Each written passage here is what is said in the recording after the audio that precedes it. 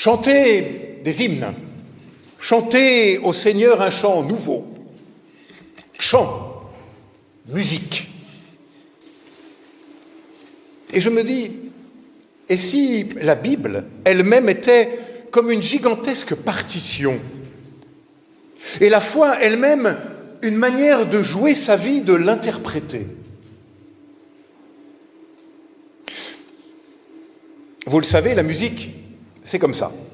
Quelqu'un l'a écrite sur du papier. Ce ne sont que des signes sur une feuille, comme la Bible, des mots sur des feuilles de papier. Oui, mais voilà que si je déchiffre, si j'essaie de jouer, d'interpréter les notes écrites sur la partition, alors voilà que tout change. C'est de la musique. Les signes prennent vie et deviennent sons. On dit jouer et interpréter. Alors si croire, c'était cela aussi. Si la foi, c'était cela, jouer sa vie, pouvoir l'interpréter, c'est-à-dire lui donner du sens, selon une partition qui nous est déjà offerte. Oui, qu'est-ce que croire, sinon jouer sa vie et pouvoir l'interpréter, en faire une mélodie, une harmonie, davantage même une symphonie. Symphonie. Le mot grec veut dire se comprendre, s'accorder, être d'accord. Oui, s'y croire était d'interpréter notre vie, notre existence, pour pouvoir en faire une symphonie, fût-ce une symphonie contre le tragique. Musique. Pourtant, dans la Bible, le mot musique est rare. Mais est-ce à dire qu'il n'est jamais question de musique ? Tout au contraire. Car si le mot musique est assez rare, nous l'avons entendu une fois quand même dans les lectures, il y a un autre mot qui revient tout le temps, c'est le mot chanter. Des centaines de fois dans le texte biblique. Nous l'avons entendu dans ce psaume 98. Chanter. Et pour accompagner le chant, alors il y a les instruments pour le chant. L'hébreu ne dit pas instrument de musique. L'hébreu dit littéralement instrument pour le chant. Parce que dans la Bible, c'est le chant qui est le plus important. Désolé, les musiciens. Mais pour aider au chant, il y a les instruments. Merci les musiciens. Il y a des flûtes, des tambourins, des cymbales, des trompettes, la harpe, la cithare, pas encore de violon, mais bon, ni de guitare. Mais bon, la harpe, la cithare, on s'y retrouve. Savez-vous que la Genèse fait de jouer des instruments pour le chant le premier des métiers que la Genèse nomme après les cultivateurs et les bergers. D'abord, il y a des cultivateurs, nous dit la Genèse, et puis après, il y a des bergers, et puis après, il y a des gens qui jouent des instruments pour le chant, et enfin, il y aura des maçons, des bâtisseurs. Vous êtes avant les maçons. Dans la Bible, la musique est pour le chant. Peut-être parce que tout le monde peut chanter, même faux. Mais je me suis demandé pourquoi cette importance du chant dans le texte biblique. Alors il faut faire un petit détour par l'hébreu. L'hébreu est une langue intéressante, assez géniale, puisqu'elle est polysémique, c'est-à-dire qu'un mot peut avoir plusieurs significations. Chanter en hébreu se dit shir dans notre psaume, vient d'une racine qui veut dire aussi voyager, aller, naviguer. Alors le chanteur, c'est le voyageur, celui qui nous fait voir au-delà, par-delà. Le chant, c'est ce qui nous fait aller au-delà de nous-mêmes, de l'immédiateté des apparences, de la tyrannie, des évidences. En ce sens, le chant est véritablement synonyme de la foi.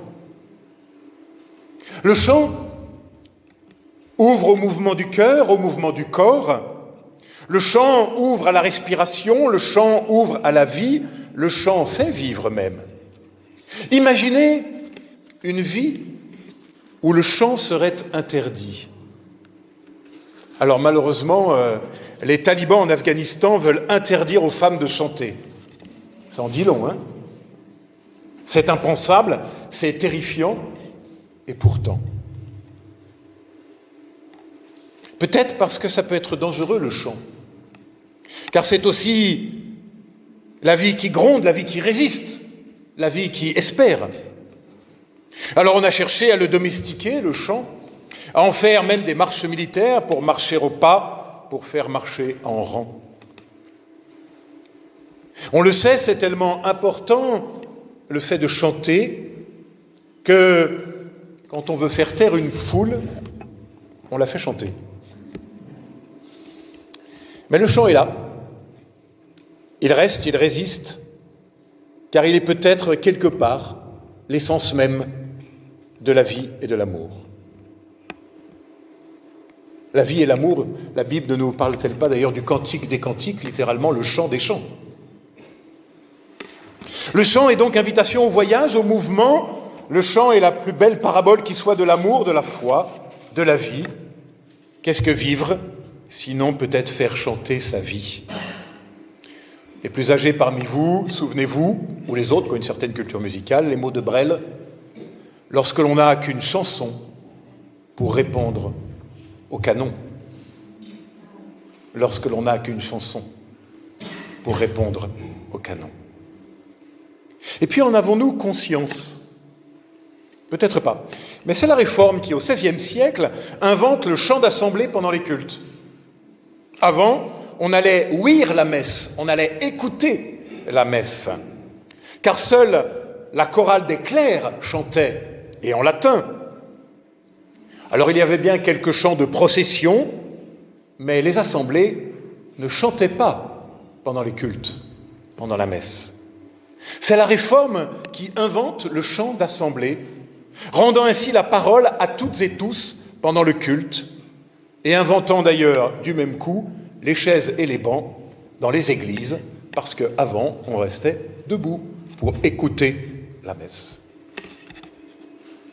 Alors je crois qu'il faut prendre Paul au sérieux lorsqu'il nous dit de chanter, et de chanter sa vie, peut-être même de la danser. Car le chant, c'est aussi la résistance possible. Dans les champs de coton, les esclaves afro-américains chantaient pour supporter leur esclavage, et leur chant devint l'hymne de résistance, le gospel. Car le chant peut être aussi un acte transgressif. Je pense à cet épisode qui nous est raconté au 2e livre de Samuel. Vous regarderez ce soir à la maison si vous êtes curieux. Pendant le transport de l'arche vers Jérusalem, David va danser, chanter et rire devant le cortège. Il danse, il chante et il rit, précise le texte. Il rit. Tel est le verbe joyeux et effronté qu'on ne peut contourner ni réduire à un divertissement, précise Eri de Luca. David, qui vient de conquérir la ville sainte, y fait pénétrer le coffre de bois contenant le plus précieux et le plus sacré de tous les trésors, les tables de la loi, les 10 paroles données à Moïse. Alors musique, chant et danse. Musique, chant et danse pour précéder l'entrée du coffre dans la ville. Et puis le récit nous précise, de manière étonnante, que Michal, la fille du défunt roi Saül et une des épouses de David, voit ce spectacle de sa fenêtre. Mais au lieu de s'en réjouir, voilà qu'elle se scandalise. Il n'est pas bienséant pour un roi d'entrer dans la ville en chantant, en dansant et en riant. Les puissants, ça doit faire la tronche. Elle a reçu l'éducation d'une princesse et veut donner une leçon de tenue à son époux, qui lui, en revanche, souvenez-vous, à l'origine n'est qu'un simple berger.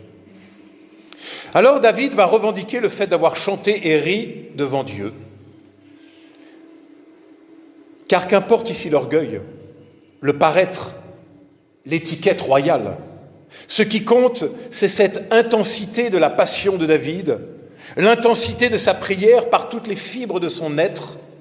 Et alors oui, voilà qu'il peut rire devant son Dieu, rire à cause même de son Dieu, rire de cet éclat de rire qui est un éclat de vie, car il sait, il sent, il ressent que Dieu lui a donné cette vie et cette passion de vivre. Et rien n'effacera jamais cette passion-là, pas même les pires horreurs que pourtant un certain David, le même, commettra plus tard.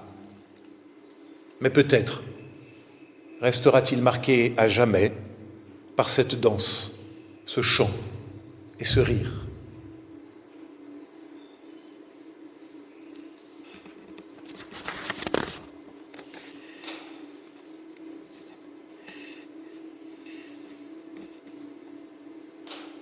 En écho de cette passion, il sera permis à David d'entendre, lui et pas un autre, le rire même de Dieu.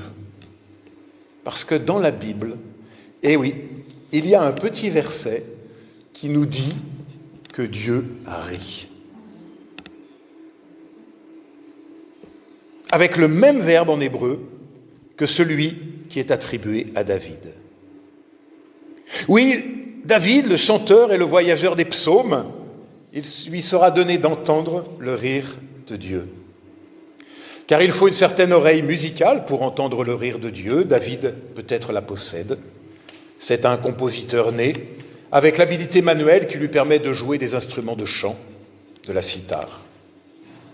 Lui a pu entendre ce rire, le plus beau rire de toute la Bible, qui se laisse entendre, alors c'est au livre des Proverbes, au chapitre 8, les versets 30 et 31, ça aussi pour celles et ceux qui voudraient vérifier, Proverbes 8, 30 et 31, le chant de la sagesse, où la sagesse elle-même dit avoir été aux côtés de Dieu pendant la création, je cite, « Et moi, je fus en joie jour après jour, riant devant lui en tout temps, riant dans le monde sur la terre. » Ma sœur, mon frère, le savais-tu? Dans ce monde terrible et tragique, ce qui anime ce monde, peut-être est-ce le rire de Dieu. Non pas un rire cynique et moqueur, bien sûr que non, mais un éclat de rire, comme seuls savent rire les petits-enfants. Cet éclat de rire est là depuis le début du monde. Et cet éclat de rire est peut-être le là, je ne sais pas si c'est en 440, de tous nos chants, de toutes nos danses, de toutes nos musiques, de toutes nos fêtes. La fabrication fondamentale de l'univers, écrit Éric de Luca encore, s'est accompagnée d'une sagesse souriante. Le renfrogné, le savant qui ne rit pas, ne peut découvrir ni imaginer le monde tel que Dieu le veut et le fait. Et il faudra dire la même chose de notre foi. Notre foi est souriante, ou elle n'est pas. Une invitation au voyage et au chant, un pas de danse, une ouverture à la symphonie d'une vie plus forte que le désespoir, le cynisme, la désabusion. Avant-hier, j'étais invité à prêcher à l'occasion du 5e rassemblement national des ministres à la retraite au Lazaret à Sète. 150.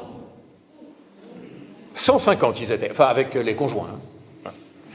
Ministres à la retraite, pasteurs à la retraite. Belle assemblée. Le thème de la rencontre était extrêmement sérieux, accrochez-vous. Dans le chaos du monde, comment discerner un avenir commun? Je vous la refais. Dans le chaos du monde, comment discerner un avenir commun? Voilà.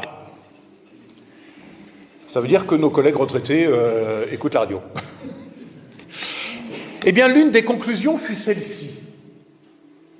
Résister au chaos du monde en réinventant de petits oasis de confiance, d'espérance, de reconnaissance. En réinventant des petits oasis de confiance, d'espérance et de reconnaissance. Et c'est le deuxième mot après le mot chant que je voudrais partager avec vous. Ça sera plus court, ne vous inquiétez pas. C'est le mot reconnaissance. Reconnaissance. Vous l'avez entendu, rendre grâce, dit Paul aux Éphésiens. Nous connaissons tous ce mot en grec, même ceux qui n'ont jamais fait de grec. Reconnaissance, rendre grâce, se dit en grec eucharistein, qui a donné Eucharistie. L'Eucharistie, c'est l'action de grâce, la reconnaissance, la louange, même au cœur du chaos, surtout au cœur du chaos. Comme ce fut le cas pour nos pères dans la foi, qui chantaient lors des assemblées clandestines du désert. Comme ce fut le cas pour les esclaves dans les champs de coton. Et nous retrouvons la force de résistance du chant, mais pas de n'importe quel chant. Pour que le chant soit force de résistance, il faut que ça soit un chant eucharistique, un chant de reconnaissance, un chant de louange. Je pense au pasteur Jacques Stewart, alors président de la Fédération protestante de France, qui était interrogé à son retour d'une mission de médiation, la mission du dialogue, créée le 15 mai 1988 par le Premier ministre Michel Rocard, à laquelle il avait participé après les événements de la grotte d'Ouvéa en Nouvelle-Calédonie. La situation était extrêmement difficile, il s'agissait donc d'une mission de médiation, alors que les armes parlaient qu'il y avait eu des dizaines de morts. Parenthèse, à l'époque, cette mission de médiation a fonctionné. Et quelques années plus tard, c'était l'heure des vœux, je crois, à la Fédération protestante de France, rue de Clichy, j'étais présent, quelqu'un lui demande « Mais comment avez-vous tenu dans cette tension et cette violence ?» Et je rajouterai dans cette chaleur. Et sa réponse a été la suivante. Chaque matin, dans ma chambre d'hôtel, a-t-il répondu, à quelques-uns, nous prenions le temps de la prière et de la louange. Chaque matin, dans ma chambre d'hôtel, à quelques-uns, nous prenions le temps de la prière et de la louange. De la louange, donc. Car la louange, la reconnaissance, l'action de grâce, c'est se rappeler tout simplement d'où l'on vient et vers où nous voulons aller.